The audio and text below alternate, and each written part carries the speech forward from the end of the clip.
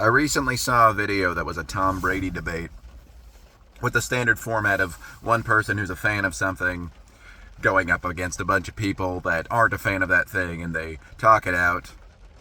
And the first point that the Brady fan made, I won't be quiet about it. Benchwarmer Bran is his name, and he makes hilarious videos. I love his football commentary videos. But his first point was that Brady is the GOAT. And for some reason, the conversation immediately went to him arguing that Tom Brady is the greatest that anybody's ever been at any sport. That wasn't what he wanted. He wanted it to be a football debate, and I wish that it was. But people coming up against him were like, well, Michael Phelps is obviously the best at swimming. There's no debate there. So how can he be the best athlete ever if there's even any debate about him being best at football? It was a really pointless conversation, at least the first leg of that video. And part of the reason why it was pointless is because the question of who's the best athlete of all time, if you're looking at their field and how far they are from second place, there's an obvious answer, and it's an answer that's going to disappoint all us stupid Americans. Sir Donald Bradman is the greatest cricketer of all time. And he's been said to be the best cricket player that there can ever be. If you just look at how good of a batsman he was versus second place, versus anybody that's traditionally considered good enough to get into the Hall of Fame, whatever the Cricket Hall of Fame is. He's eons beyond where anybody could ever possibly be. In terms of who is the best at their sport, given the distance from them to somebody else at second place, Donald Bradman wins across all sports. One that you could throw into the ring also is like Wayne Gretzky, but I've looked up and general consensus is that Donald Bradman's achievements in cricket are even better by quite a margin than Wayne Gretzky's at hockey, even though Wayne Gretzky is so far above second place in his respective sport. And there are a few others. It's fun to look this up of who, like, by statistical standard deviations, is just objectively so much better than the next person.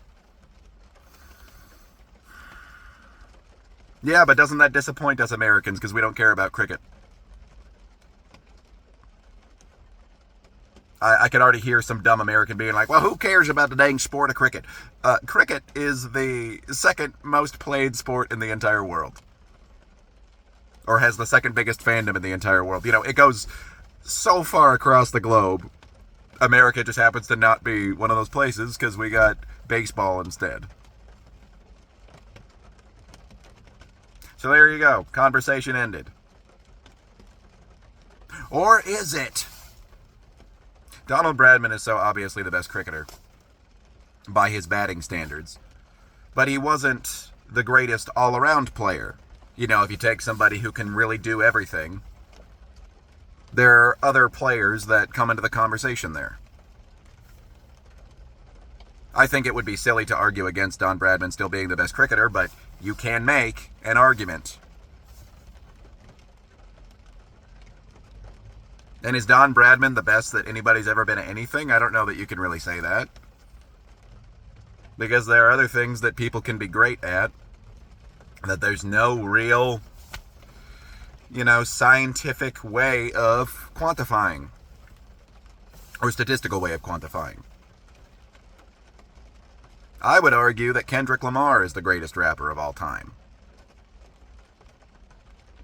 He's not even my personal favorite rapper or the one that I listen to the most.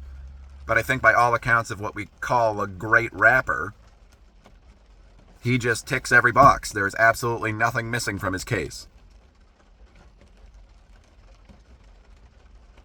But how the heck do you quantify that? There are other people, that you could say, well, he can't rap as fast as Busta Rhymes can. Busta Rhymes can rap quick as light speed. Does that automatically mean that Busta Rhymes has just become the GOAT because he can rap faster than the person that I consider the GOAT? Yeah. all these things. It's so fun to do statistical analyses on things. I mean, I find it fun. That's the most nerdy thing I've ever said in my entire life. It's so fun to look up that kind of stuff for me. And even I have to admit that after a certain point, it falls off. There's no perfect system for measuring anything. But we still need to measure because it's the only real closest thing to objectivity that we can find. And from delving into it deep enough, we just have to conclude that pure objectivity doesn't actually exist. So I think